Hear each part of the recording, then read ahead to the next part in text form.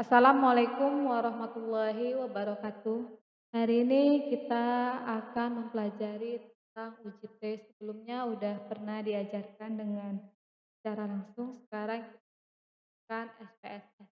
Nah, di sini kita mau melihat apakah ada perbedaan nilai hasil belajar di kelas eksperimen dan kelas kontrol. Nah, yang untuk kode A1 ini adalah siswa yang berada di kelas eksperimen, sedangkan yang berada di kode B adalah siswa yang berada di kelas kontrol. Untuk lebih mudahnya langsung kita buka aplikasi SPSS, kemudian kita klik variable view, kita kasih nama hasil belajar.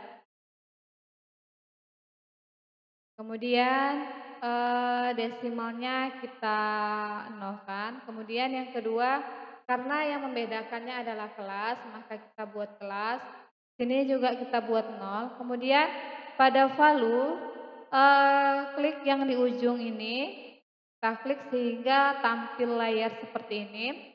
Kita ketik 1, kemudian di labelnya kita kasih nama kelas eksperimen.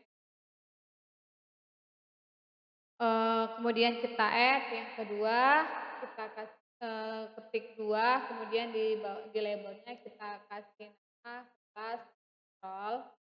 Nah, untuk di label kita masih bisa pakai spasi, beda dengan yang di name tadi, kita tidak bisa membaca spasi, kemudian kita add, kemudian kita pilih OK, kemudian kita pilih data view.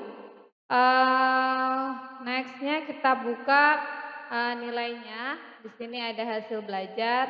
Di kelas eksperimen ada 20 siswa, ini kebetulan 20. Nah, seandainya pun tidak 20 bisa kita langsung. Nah, di sini kita klik. Kemudian yang kelas kontrol juga ada 20 siswa. Kemudian kita copy. Kemudian kita letak di angka 21-nya. Nah, di kelas ini tadi kita bilang bahwasanya 1 adalah kelas eksperimen. Jadi kita buat 1 sampai di urutan ke-20.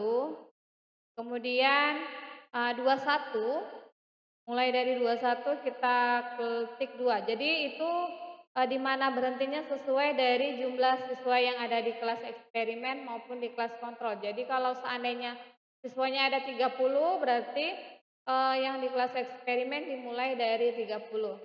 Oke, selanjutnya kita pilih analis, kemudian pilih compartment, kemudian kita pilih hmm,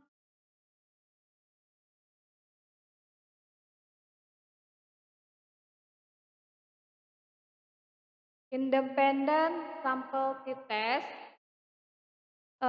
Kemudian hasil belajar kita letakkan di test variabel, sedangkan kelas berada di grouping variabel.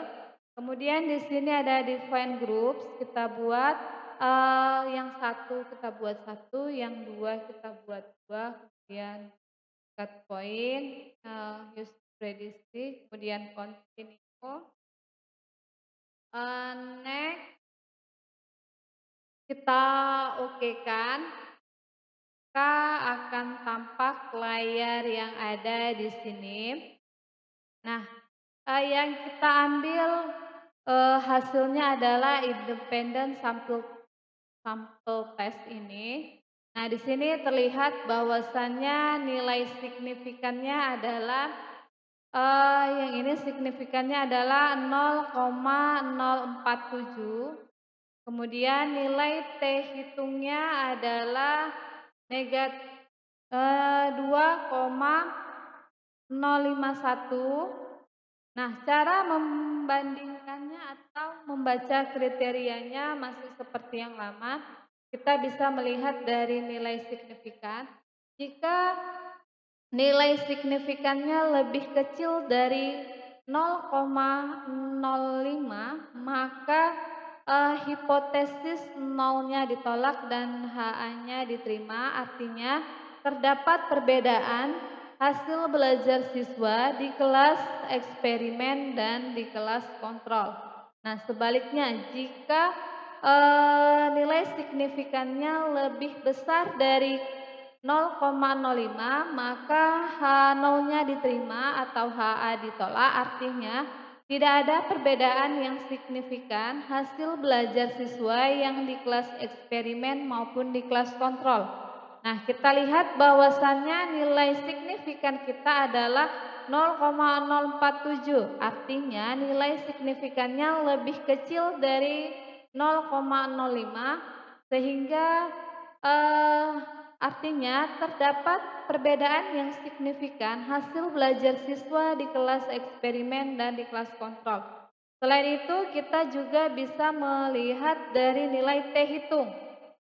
T hitung kita di sini 2,051. Kemudian kalau kita mau melihat T tabelnya, kita udah bisa menggunakan dengan SPSS sama dengan Excel maksudnya.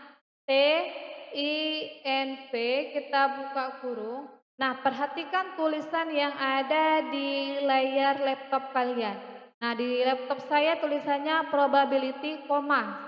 Karena di sini koma berarti saya membuat probability-nya adalah 0,05. Berhubung saya di sini koma berarti di sini titik 0,05 koma deg freedom-nya kita ada semuanya ada 40 sehingga deg freedom-nya 40 dikurang 2 jadi 38 tutup kurung kemudian di enter.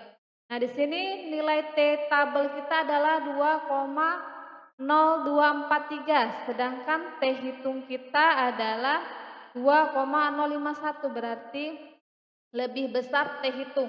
Jika T hitung lebih besar dari T tabel, maka HA-nya diterima. Jika T hitung lebih kecil dari T tabel, maka H0 yang diterima. Jadi baik dari nilai T hitung maupun nilai signifikan, HA yang diterima sehingga hasil belajar dari data yang kita peroleh terdapat perbedaan yang signifikan antara hasil belajar siswa di kelas eksperimen maupun di kelas kontrol.